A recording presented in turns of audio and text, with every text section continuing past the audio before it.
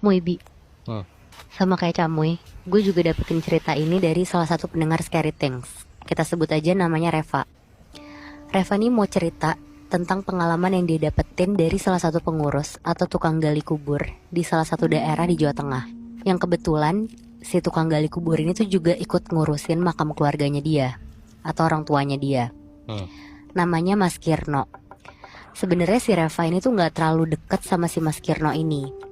Cuma si Mas Kirno ini tuh jadi semacam tukang gali kubur penanggung jawab di kafling orang tuanya dia. Orang tuanya si Reva ini meninggal tahun 2019. Dan pas tahun 2023 awal, pas si Reva terakhir ke sana, tiba-tiba tuh samping makam orang tuanya tuh udah keisi makam yang kayak lebih baru gitulah dari makam orang tuanya. Oke. Tapi anehnya, kondisi makamnya ini tuh beneran kayak udah terbengkalai banget, kayak udah banyak gundukan tanah gitu, kayak nggak kerawat. Nah karena ini nih, akhirnya si Reva ngajak ngobrol si Mas Kirno. Dan di sini tuh Mas Kirno baru cerita ada pengalaman dan kejadian-kejadian aneh semenjak makam baru ini tuh ada. Jadi makam ini tuh baru ada sekitar pertengahan tahun 2021. Isinya tuh bapak-bapak dan meninggal di momen COVID. Kalau nggak salah tuh namanya Pak Teguh. Sebenarnya sih ini kasihan karena dia tuh hidupnya sendirian, terus anak-anaknya tuh kebetulan lagi ngerantau.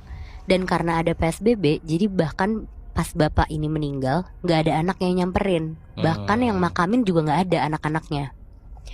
Mas Kirno di sini juga nggak tahu si anak-anaknya ini tuh sebenarnya tahu kalau bapaknya meninggal atau enggak.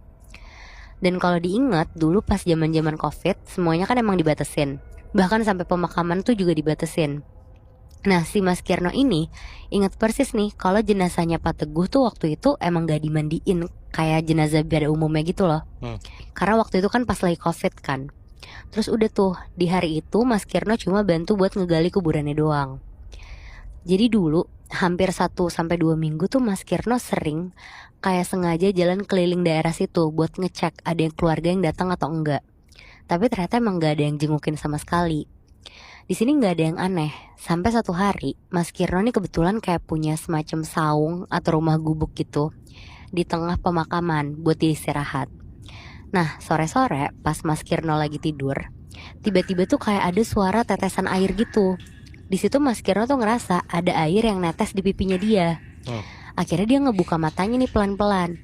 Di situ Mas Kirno tuh kaget banget. Katanya dia tuh ngeliat pas banget di atasnya dia ada sosok bapak-bapak tua yang lagi tiduran seimbang gitu di atasnya dia, di atas bambu penyangga gentengnya itu.